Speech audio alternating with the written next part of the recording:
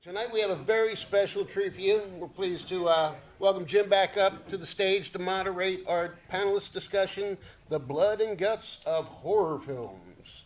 So Jim, come on in. All right. Thank you, sir. Yep. See if I can get that sucker in there. You got it. All right. Test, test, test. Hello there.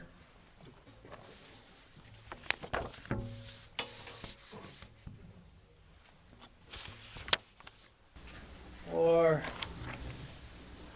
as they say in horror films, I bid you welcome. Welcome, everybody. Thanks for joining us. In the next hour or so, we hope to leave you with a little better understanding of the film business and provide you some answers and insights to many of the filmmakers out there who are thinking of getting their hands dirty in the blood and guts of horror filmmaking. In film, it's often presented in scenes of terror, through menacing sounds, disturbing images, both in shadow and substance. The dread anticipation of something seen or perhaps unseen that messes our brains up, fools with our biology. Manifestations of these fears come to us in many forms. Vampires, ghosts, goblins, mad scientists, zombies, aliens, and, or, much more frightening, in our subconscious and our imaginations. The first American horror film that I could find was made by Thomas Edison in 1910, and the subject he chose was Frankenstein. And other silent films followed shortly thereafter, such as almost any film that Lon Chaney appeared in and made it his own. But Europe wasn't lagging behind at all. In fact, in many ways, some people say they led the way. We have the Cabinet of Dr. Caligari in 1920, the Phantom Carriage in 1921, Nosferatu the following year. And in 1919, there is an interesting silent film entitled Eerie Tales. Now, according to IMDb, I think you'll be interested in this, it features a demon, a reaper, the ghost of a prostitute, who read Gothic short stories together and act them out. That's got to be a hell of a trip. Which leads us into the 1930s, in the golden age of horror itself. It's here we first see Lugosi's Dracula, we see Karloff's Frankenstein, we see Lon Chaney Jr.'s Wolfman, and King Kong. And about halfway through the 30s, towards the end, they start producing sequels of all of these films. And the 1930s also had many of these monsters, these characters appearing together in the same film like Marvel's doing today. And back in the day, there was also room to follow the science with films like The Invisible Man, Dr. Jekyll and Mr. Hyde, The Island of Lost Souls. And moving forward and bending genres, we have Reanimator. We have The Phantom of the Paradise. We have the Rocky Horror Picture Show. And perhaps a little more traditional, we have Cabin in the Woods. And it goes on and on and on and on. And as you may know, there's even an Exorcist reboot. By way of introduction, my name is Jim Breckenridge. I am founder and director of the Play Crafters Group. For over 20 years, I've worked with writers from all over the country, helping them to further develop and fine-tune their play scripts and screenplays. And we're happy to note that our services have been recognized in the top 10 of script analysts from around the country. To help us further dissect today's topic, or autopsy, if I might, let's welcome our panelists. From stage right, Douglas Torres, and next to him, Lance Weiler.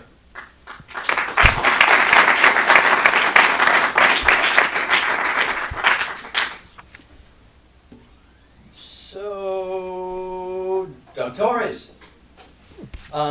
Spent a number of years in New York, is a film DGA first AD veteran who's worked on dozens of independent and feature-length films, as well as 100 commercials, as well as over 200 music videos. Some of the films you are familiar with that he's worked on include 12 Years a Slave, Ad Astra, The Lost City of Z, among many, many others. So, Doug, welcome to the party. Thank you, thank you. Oh, is this, hold on. Do I need this? I do, right? You can't, is it better this way? I guess it is, yeah. I just never know if it's better with my natural booming voice or if I should actually use the microphone. Thank you. I always appreciate coming here to the county and giving back whatever time I have to people who are just aficionados or aspiring filmmakers. So thank you for having me here. Pleasure to have you here, sir. And that leaves Lance Weiler, who is no stranger to this area or these proceedings. He's a storyteller, emerging media artist who works in film, theater, games, and even code. He was a pioneer in the found footage phenomenon with his film The Last Broadcast, which, by the way, preceded the Blair Witch Project by a year, and from which dozens and dozens of films were spawned. Wired magazine named him as one of 25 people helping to reinvent entertainment. So Lance, welcome. And can you please share with us a little about your work and what you're doing? Sure. Well, it's wonderful to be here at the county because that movie that you mentioned, The Last Broadcast, actually premiered here. It was the first all-digital release of a motion picture. We made the little film for $900 and went on to gross over $5.4 million through self-distribution all over the world. I have been making films forever since I was in high school. We were talking out in the lobby about the struggle to make films. I think the first films that I made were with a spring-wound Bolex. Some of you might not know what a Bolex is, but it's spring-wound and it holds about 100 feet of film. After kind of doing that, I went off and I was a journeyman. I worked for a long time in commercial production, started as a film runner, would run film from sets in Philadelphia, sleep in my van, bring back video dailies, and then worked my way up through the ranks.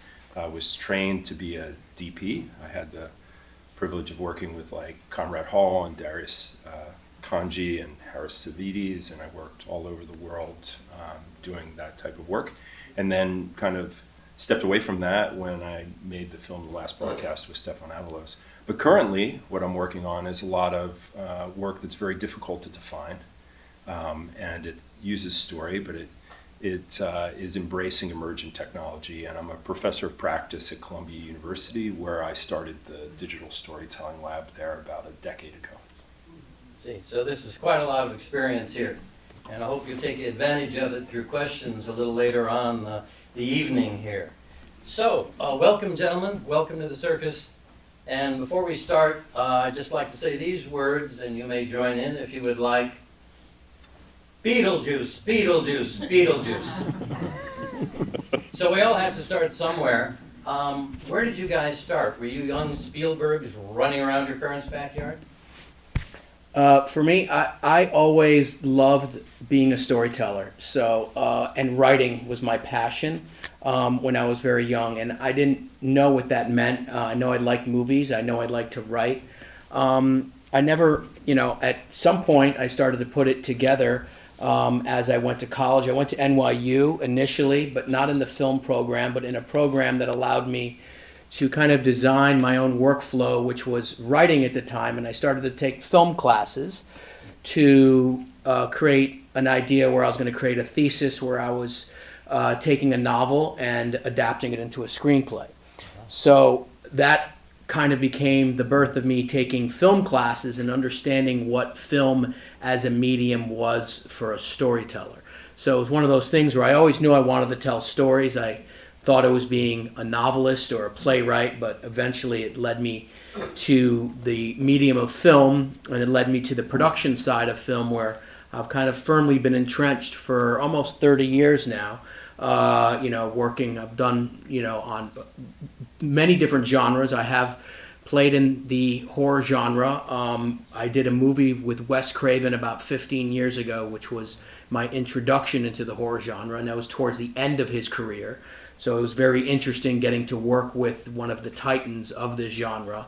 And I'll tell you all something very interesting, because Wes Craven, you would think that a man who's made the movies he made had a very diabolical mind, but he was actually a history professor who loved to go birding.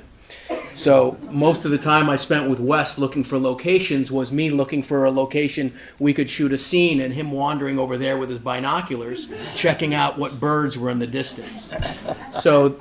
So that changed my mind as to who could be a creator of horror, when I had an image in my mind of what Wes Craven would be like, and then realizing he was my history professor gave me a whole different angle on the genre and the people who create it. Wow. You mentioned film school. I was curious, so you sort of dabbled underneath that. A lot of people are interested, especially today, and because there's so much information available to now on the internet, do you have any feelings one way or the other about the importance of film school? For me, I do. I don't think film school is important at all. I think, and that's just, if there's anyone here in film school, please don't drop out. Maybe it's great for you. But the truth of the matter is that generationally, there's one or two people that start directing in a big budget scenario right out of the gate coming out of film school. Other than that, it's people who are scrapping, especially as of late. Like this, film school was a little bit more applicable maybe in the 70s and 80s when that was a direct mainline. But now with the way that the medium has changed, the editing software, people being able to shoot, on their phone or on very, inexpensive, high-grade cameras, I think that there's a lot of time, money, and effort that's better served in the practical usage of hunting the craft that you want to do as a storyteller or as someone behind the scenes of a crew, rather than, because the truth of the matter is this, is that, you watch a movie, you see at the end, there's one director, but there's 250 people for the most part that help prop up that one director. So there's a lot of jobs that aren't necessarily about directing it, and when you go to film school, it's a lot about being a cinematographer, being a director, being a writer, so I think there's a lot of other ways to practically gain the knowledge, especially in this day and age with YouTube and the amount of videos out there. There's a lot of hands-on learning that I think people could do on their own more directly rather than necessarily, going to a film school. My opinion, but that's just how I feel. Yeah, that's my feeling too from everyone I've seen, especially in the last several years. We're going to talk about the who, what, where, why, and how of horror films. So let's begin with what exactly is a horror film? When you guys are looking at a film or creating one, what does a horror film mean to you? What are the things you're looking for? Well, I think the genre is wonderful because you can do so much with it. There's the ability to weave subtext into it, and some of the most interesting horror films have such a deeper meaning to what they actually are, and they're able to tell stories at times where you couldn't just tell that story straightforward in a straightforward manner. So I think personally, when I look, I'm drawn to psychological horror. I'm really fascinated by that. Some of the films that I grew up in that I love are in that kind of horror genre. I think when I'm looking or thinking about writing something, it's really kind of getting to the base level of where the fear sits, and not only what I'm afraid of, but maybe what others might be afraid of too. And then sometimes it's the unspoken things that are really powerful, or the things that you don't actually see, the things that ignite your imagination. When we made the last broadcast, which we made for $900, as I mentioned earlier, we worked, and I was struck when I was watching some of the films that were in the festival here. What's really powerful about being able to use the tools is to work from constraints, and constraints can be incredibly powerful. So horror has classically been where you see the rise of a lot of really interesting innovations within cinema and experimentation and where it's accepted because it actually makes its way out to an audience. There are people who really devour horror, but it also allows you to experiment. And I was struck by that, I think, in my own career. When we made the last broadcast, we wrote with things that we knew we had access to, things that were accessible. Somebody had a location somewhere. We act in the movie not because we wanted to be actors, but because we knew we would show up, and we knew that we were inexpensive, and we were able to do it, with friends and family. That's what made that film possible. So when Stefan and myself were working on that, it was really like we looked at what we had, and then we started to explore the things that we thought would be interesting to tell a story with. So I think horror is a really wonderful genre to try to, as a calling card. It's really fascinating in terms of being able to say things. But I think mostly, over time, I've become more and more interested in kind of the emotional resonance of a story, in the sense of, what's somebody feeling when they walk out of what it is. And I think horror is really fascinating because it can polarize, but it can also open you up into different perspectives that maybe you hadn't seen before. And it can terrify you because you feel like, at least I can step away from this. This isn't my world, right? Like what I'm seeing isn't something, but it's relatable. And I think it's just a wonderful genre. So I think, I'm working on a new project now that is using artificial intelligence. And I was struck by, there was a piece that was here in the festival towards the end that was generated with AI. But just that notion of our interactions with technology and the potential of what technology is something that is fascinating to me. And so I think, some of the work that I'm doing now, as you mentioned earlier, code, intersects with that, like, how do we shape the technology before it shapes us, kind of thing. Brave new world. When you talk about genre, I was thinking about this and putting these notes together, and I can't think of another kind of film, and maybe you can think of something that I can't think of, which is pretty easy at this point. It's been a long day. But I can't think of another kind of film that has so many subgenres to it. So I'm just going to list off 10 right now. One would be the comedic horror film. Horror films dealing with demonic possession. And by the way, if anyone out there would like an example or two of a film, just raise your hand and shout out, and I'll give you a couple. Gore splatter films. Old-fashioned monster films, and they're still making them today, by the way. Supernatural films. Slasher films. Vampire, undead films. Psychological films. Films that deal with witchcraft. Zombie survival films. And I remember thinking after I wrote that down, you know what? The whole genre is based on life and death and survival in one form or another. And many of you may have discovered that many of these subgenres bleed into one another. That's right. I wonder where you found your first scripts, because I think this is the case of most people. Did you begin as writer-directors, essentially? Well, my path is very, very different than most. But as I said, I started with the passion of writing, but then I got into production and got into kind of being the supportive right-hand person for the director.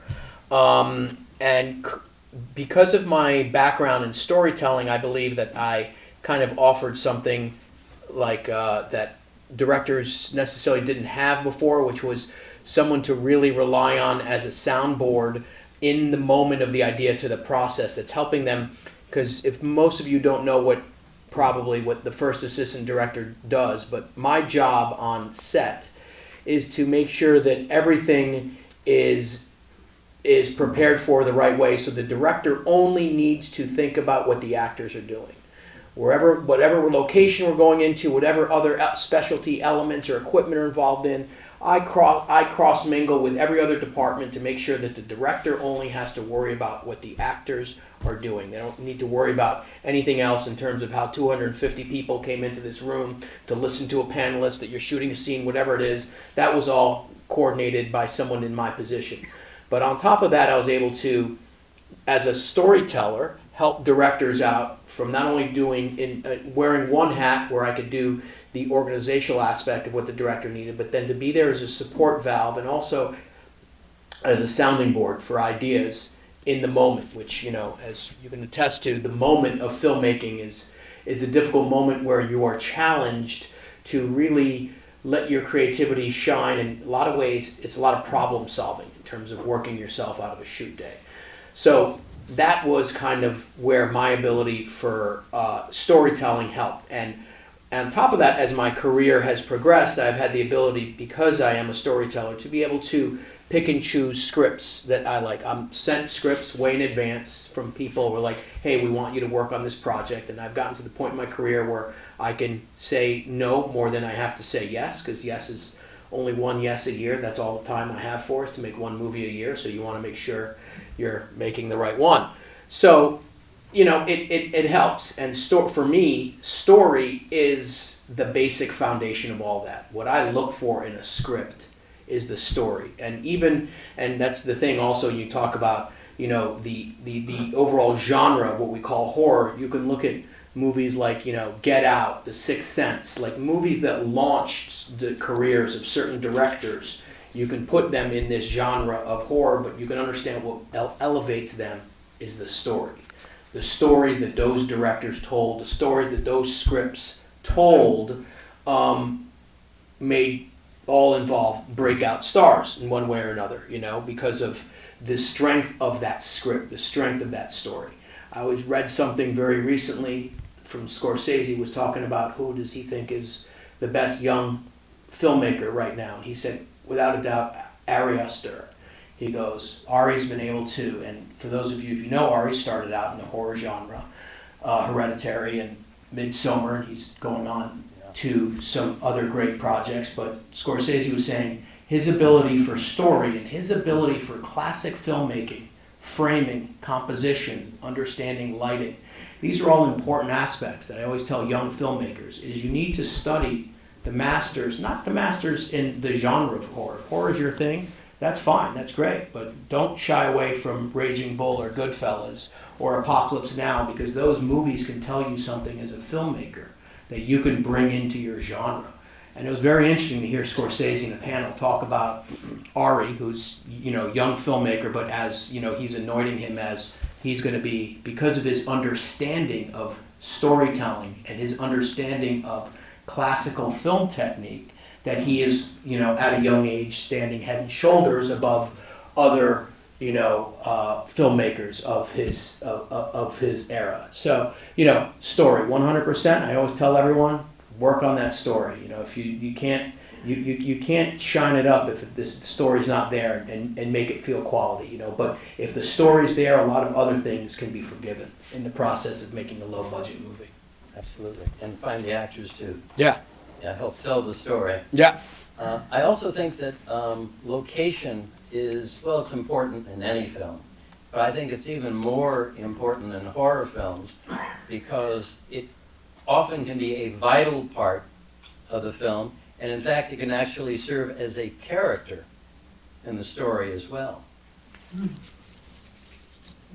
So we talked a little about that. So when you guys start out, there's no such thing as crowdfunding or a website that you could throw your film on. Is that right? Yeah, well, I think, we go back a bit, I think it's safe to say. I think that there's a lot of opportunities now that weren't afforded at that time, but then there's also a lot of challenges now because there's so much more that's being produced. Right, so the discovery aspect is probably the most challenging, but the discovery aspect was still challenging at that time. It's just now it was harder to make the work, so it was self-selecting almost. Now anybody can make the work, which is awesome, it's democratized, but that presents a lot of challenges in terms of how you get the work out into the world.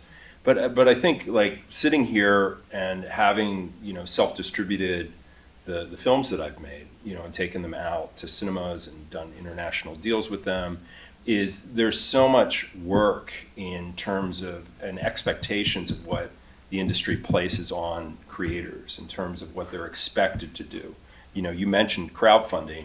You know, more and more of the risk is placed on the shoulders of the creators, right? Like you have to will the project into existence, right? You have to demonstrate that you have some type of audience before you actually have it. You have to go further and do more additional drafts of things. You have to, not that I don't have any problem with that. I think most things are underdeveloped, and I think, you know, rewriting is the key, right?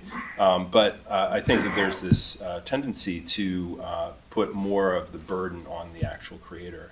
And I think you're seeing interesting ways in which people are retaining the rights to their work in ways that haven't been there before. I mean, there's a lot of opportunities that are afforded in terms of, you know, reaching audiences.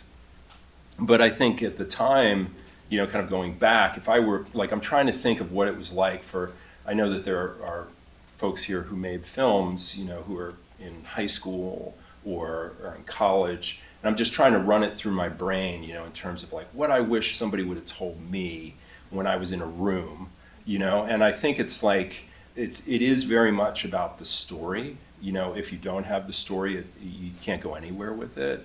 But it's also about the network of the people that you build, right? And a lot of people are super, you know, generous with their time, and you'd be amazed who you can actually pick up the phone and, you know, or write an email to.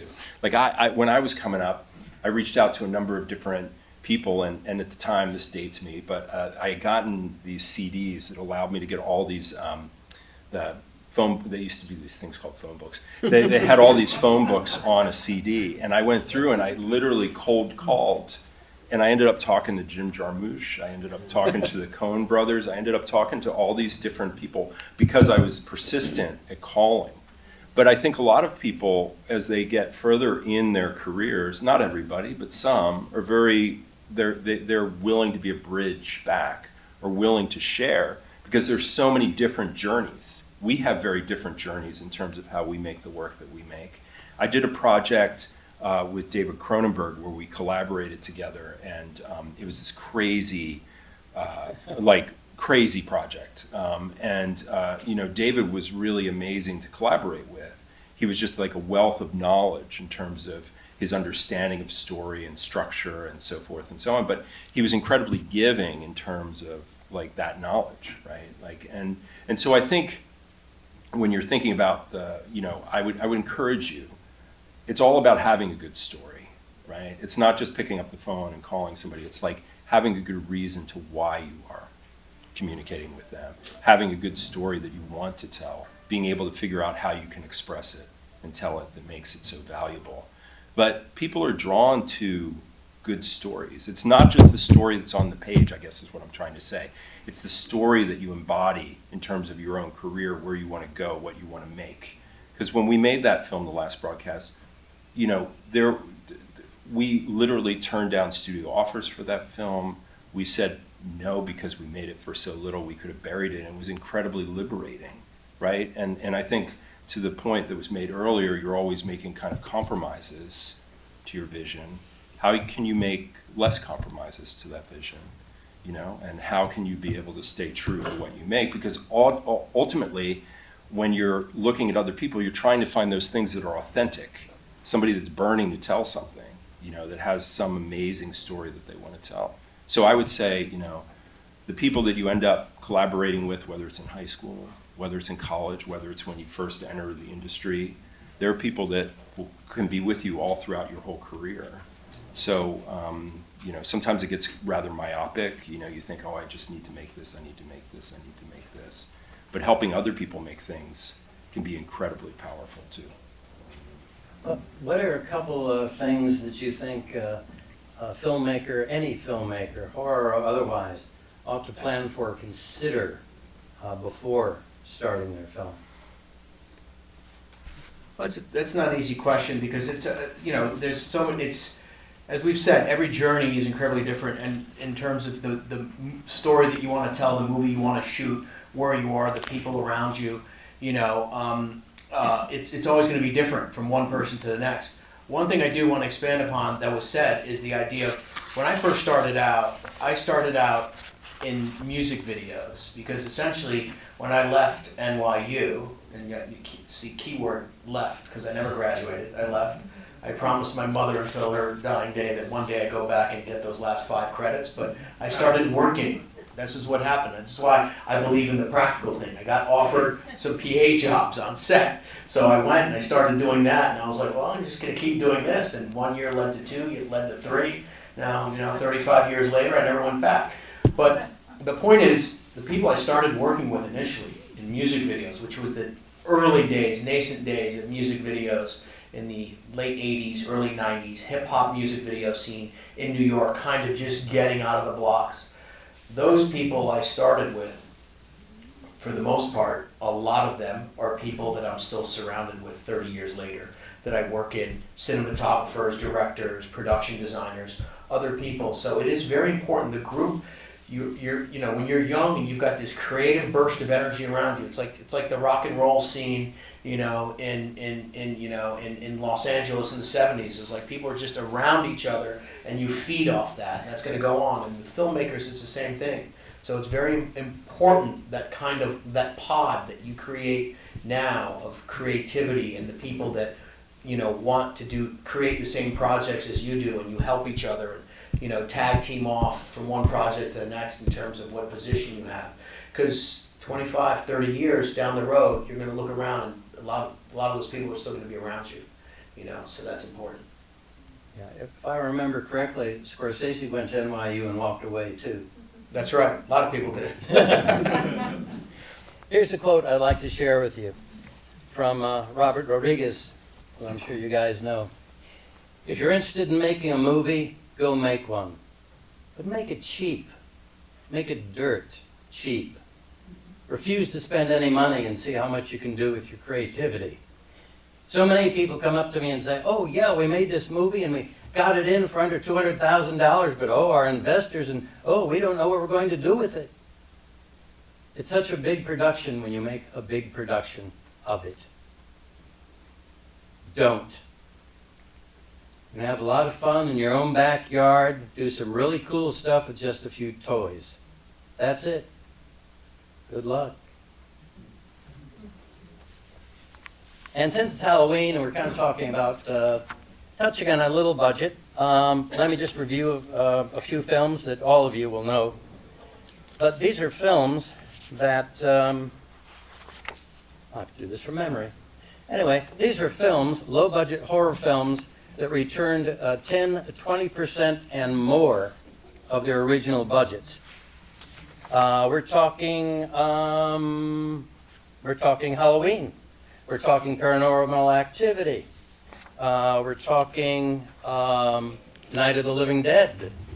And we're talking Get Out, which was mentioned a while. So I think part of the takeaway here for you is, though a budget is kind of a nice thing to have, sometimes a budget can stifle creativity. So you need to think about that as well. So many great things have happened in the arts because nobody had enough money to do what they originally wanted to do. That's just astounding.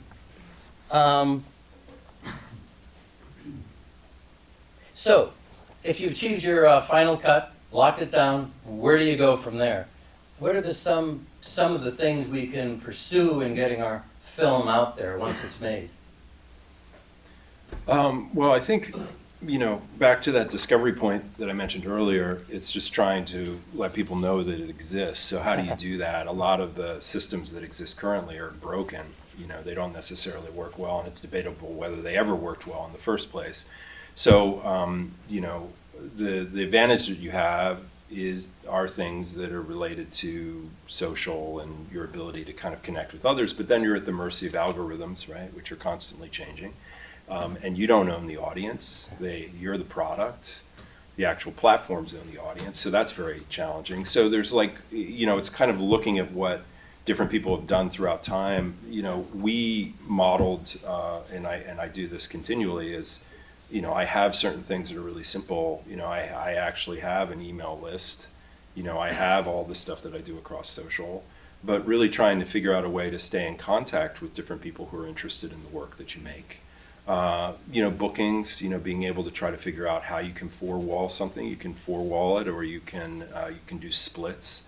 Four-wall means that you're coming in and paying for everything. You can also do splits with different theatrical venues. But streamers have really made things challenging in terms of both in the festival circuit and then also in the, what's going on theatrically. And there's a big call right now to revitalize. We're very fortunate to have the county theater here. It's not the case in a lot of places that they have art houses like this that are nonprofit organizations that are here to really promote the arts.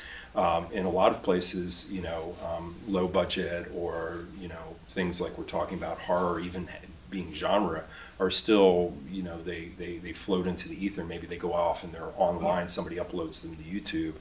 But I think some of the, just figuring out how you can better kind of be building and working to create awareness around the work is one thing. The other aspect is, kind of thinking about the way in which there have been all these different models. Like you can just go back and you can look historically. There was a model in the early 90s, it was called the Fuel Tour, where a bunch of filmmakers got together and they went out with like buses, and they went out with a bus and they went on tour with their films and they just dropped it in. There was a film that you were talking about in the lobby, gentleman, who is combined with like an NGO, who's doing something, Woman's Place, I think you said, and like touring with the film and going different places. Sometimes it's strategic partnerships that you can make that can allow you to take that work out there in a wider way. But I'd say like it's interesting if you look, has anybody ever heard of Patreon in the room?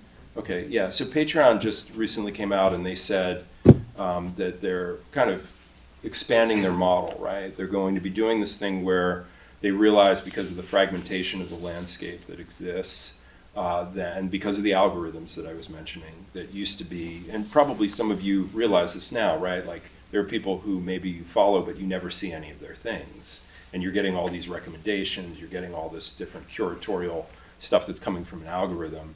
So Patreon was kind of working on this new model that's intended to galvanize or federate, I guess in some particular sense, allowing you to aggregate your own audience across a number of different aspects, whether it's the video that you're releasing, the subscriptions that you're having people pay for, the way in which you're contacting them. So they're trying to figure out a way that you can still own the audience that you built, right? And back in the early, maybe 10, 15 years ago, I started a thing that was called, it was called From Here to Awesome. And we got a bunch of filmmakers together, we booked in and did a distribution festival. So anybody who came into the festival was actually part of the distribution of it. And people actually saw money from being a part of From Here to Awesome. And we used our collective bargaining power to bring it into living rooms, to bring it into theaters, to bring it into different venues where we would split the revenue that came from it. So I think in some ways you have the ability to kind of create new models, right, that haven't existed before, which is really exciting. So I think, when you're thinking about the discovery of the work, I would encourage you to think about the ownership of your work. There's a gentleman I saw on Instagram. A lot of artists make nothing on Spotify. The vast majority of them make nothing. And there's an artist, somebody in the room will probably know him. He's on Instagram quite a bit. He's on a bunch of different social channels. I think his name's Colin, and he's like an MC, and he does that classic trope on, social where they play more than one character. Does anybody know who I'm talking about? He does music. Anyway, there was a video that he released that I saw maybe a couple weeks ago where they were talking about the economics of Spotify, and because there is no publisher involved in his music, and he's pulling in large streams, like 20 million streams a month, he's pulling in like $250,000 a month because he owns the rights to that work. It's not owned by a label, So there's something to the power of owning your own work, which is incredibly valuable, that's something that I would encourage if you have the ability to do so. Yeah, or write for the theater. Let me see here. Going back to a little more of stepping into horror, do either of you have a favorite horror film or two you can share with us and tell us why? Go first. Okay. I have a whole bunch of them. Let's see. Like I really, some of the work of Polanski, I really have enjoyed. Rosemary's Baby. I returned to that over and over again. I think that that's a really fascinating one. Some of Dario Argento's films, Yeah. like Deep Red or Suspiria. Let's see. It's like when you go into a record store and you're going to buy something. Blank on it. Overwhelmed. Yeah, I'm trying to think. I like some of the Japanese horror that's come up at different times. I think that that's really fascinating. I like international horror a lot. Works that are just coming from crazy parts of the world, and you're like, wow, terrifying in really interesting ways, or different types of metaphors that are within the work. But specifically, it'll come to me, I promise. I'll let you answer. No, you already have a lot more than I was going to say. So for me, like, it's interesting because, growing up and as I got interested in movies, which I did at a very young age, horror was not the genre I gravitated to. But I will never forget the first time I saw Psycho as a young kid. I think I was about 10 years old. And I saw Psycho, and I was just, I was obviously terrified for a long time, but it was the and to me, that's why probably to this day I gravitate a lot more towards psychological horror. That ability, like we all have, there's either, that person you kind of know, or that fear that lurks in your back of your mind. It's not the horror of seeing something, brutal happen. It's the idea of psychologically how something can play, and that's kind of like always what I've gravitated towards. For the most part, and and once again, like story-based stuff, like that's why I said something like The Sixth Sense, to me was like, incredible psychological thing, and Get Out, because those are, yes, in the horror genre, but it was the idea of the story, and I guess it was they both have that same thing, which is kind of like, and it's the same thing that I really hope Jordan Peele is not becoming, is the one-trick pony, where it's like, I gotta have that big twist at the ending, like M. Night has all the time. Because Jordan's starting to go down that road with his movies a little bit, where there's the big twist ending, but that wasn't a very common thing at the time, especially the way, to be done from a storytelling aspect. When M. Night did it, was obviously the first time on a very large blockbuster scale that you had that, like, wait, what? I got to go back and watch this whole thing. What's been going on the whole time? So, so for me, that I've kind of always gravitated towards that psychological aspect of storytelling. Yeah, if I could throw in some others that you just caught and made me think about a bunch of stuff. Like B movies, big fan of them, all the way back to William Castle, The Tingler, Yes. Mr. Circonus. I can't remember the exact pronunciation of the title, but it was a film where it would play and then he would have you vote at the end. Like, and this is back in the early '60s. Would have you vote at the end whether the nemesis of the film was going to be punished or not. He only ever had one reel. He knew exactly what you were going to vote, but he had this whole drama. He was like a showman. And in fact, Psycho, what's really interesting is Alfred Hitchcock, when he released that, the term blockbuster came from the fact that people were lining up to see that film, but he borrowed a number of direct techniques from William Castle in the releasing of that particular motion picture, which was really interesting. So, William Castle, those B movies, Hammer films, the old Hammer films, folk horror, Wicker Man, which is the original Wicker Man. You mentioned Midsummer. That's all like very much inspired by some of that. And then a variety of retellings of Frankenstein, big fan of Mary Shelley's novel. And then there's just, there's a bunch of subgenres, as you mentioned, and I can go off on some of those, but maybe another time. Just share a quote here. John Carpenter observed, horror is making the mental things physical. And here's a piece of news for you that you may not know. Tarantino is a huge horror fan, has been probably all of his life. In 1996, he wrote From Dusk Till Dawn, and during a recent interview, as recent as June, he said a horror film could be in his future. Quote, "If I come up with a terrific horror film story, I will do that as my 10th film. I love horror stories."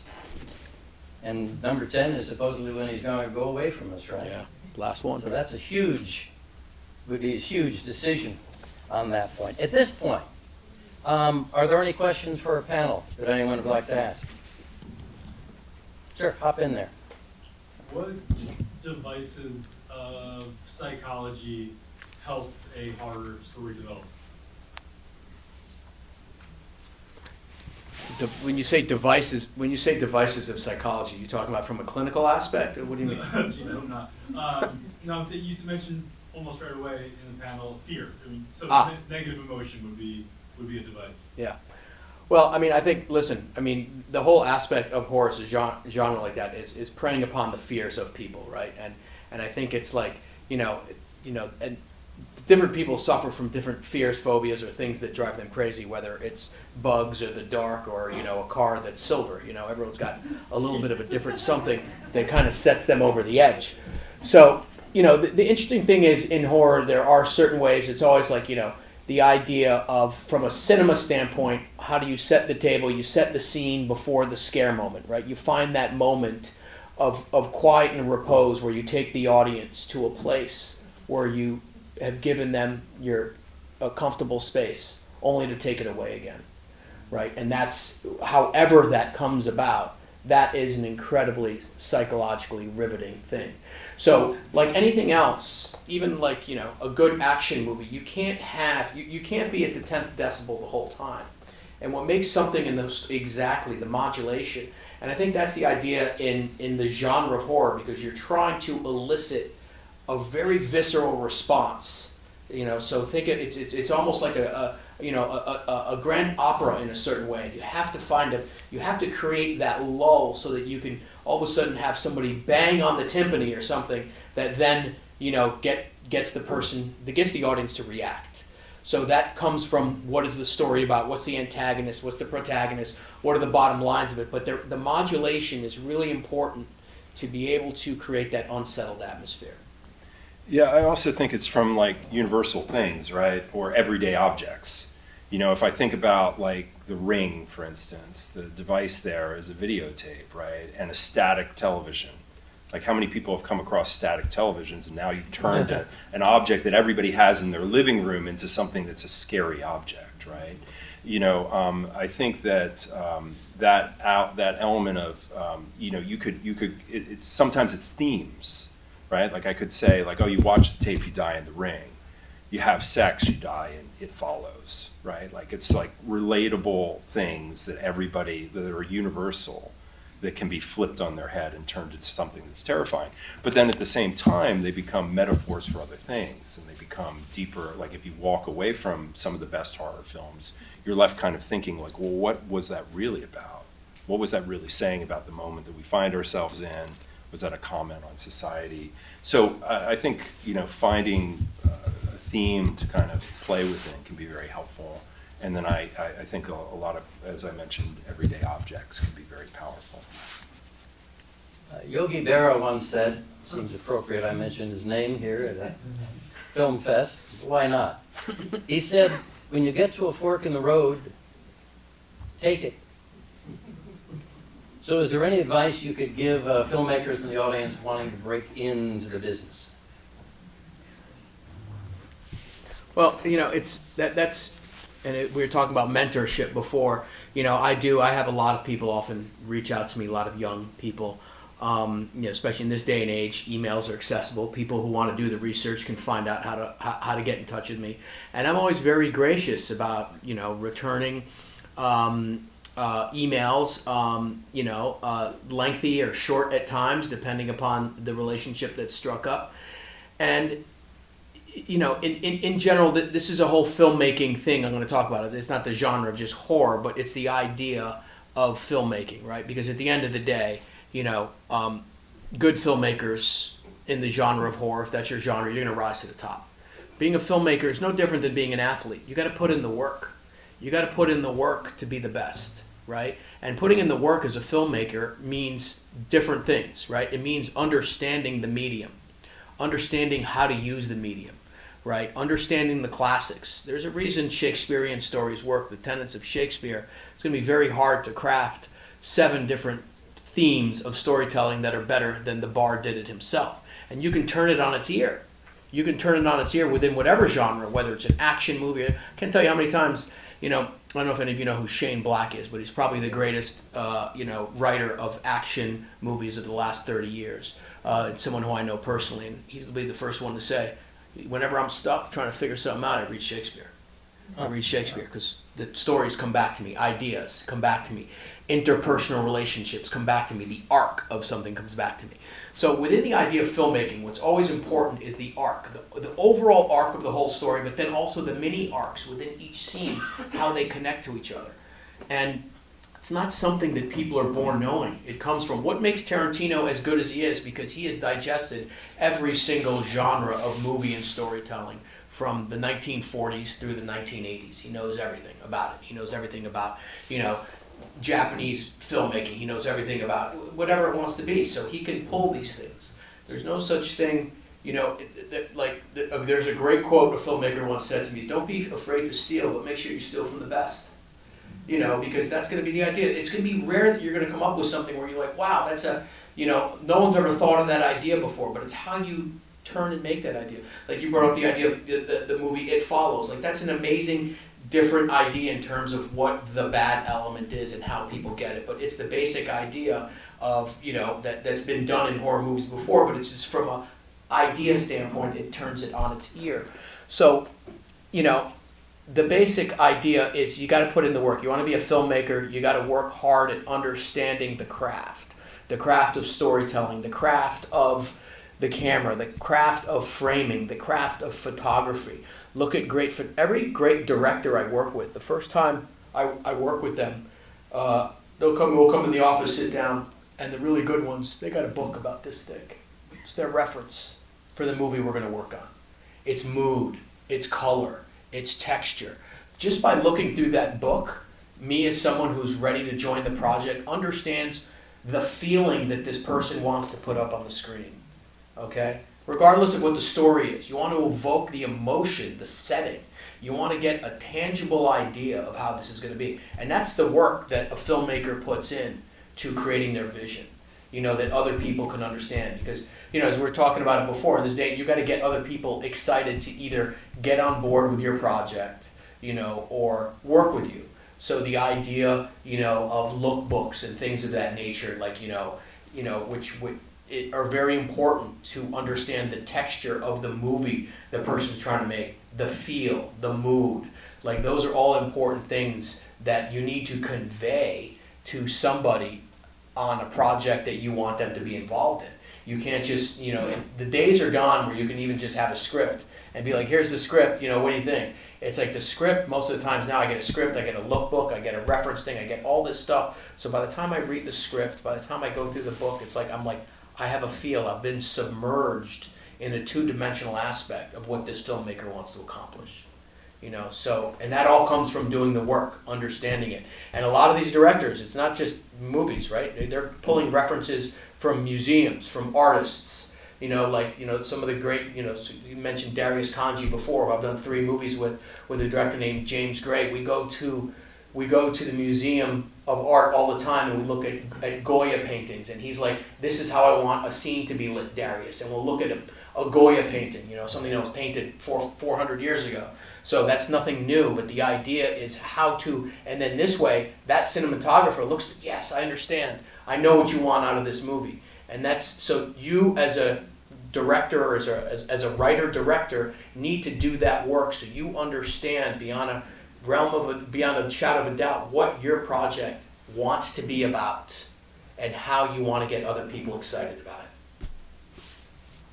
We're coming up, as they say in radio, against a hard break. Is there one other quick question that somebody would like to ask? Maybe way up there?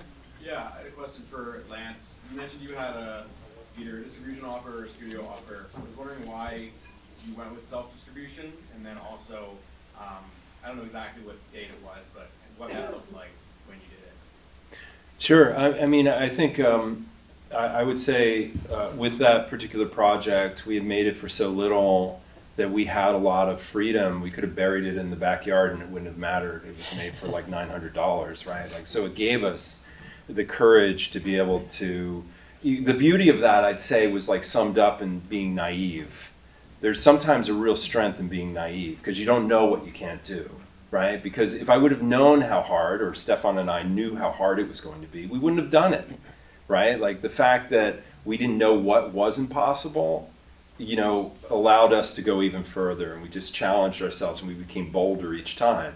So the studio offers at that time were just lousy, in my opinion. They would take the ownership over the work. They were giving like advances that, you know, that was when they were still giving advances. You know, now like you're lucky if you're going to get any advance on anything.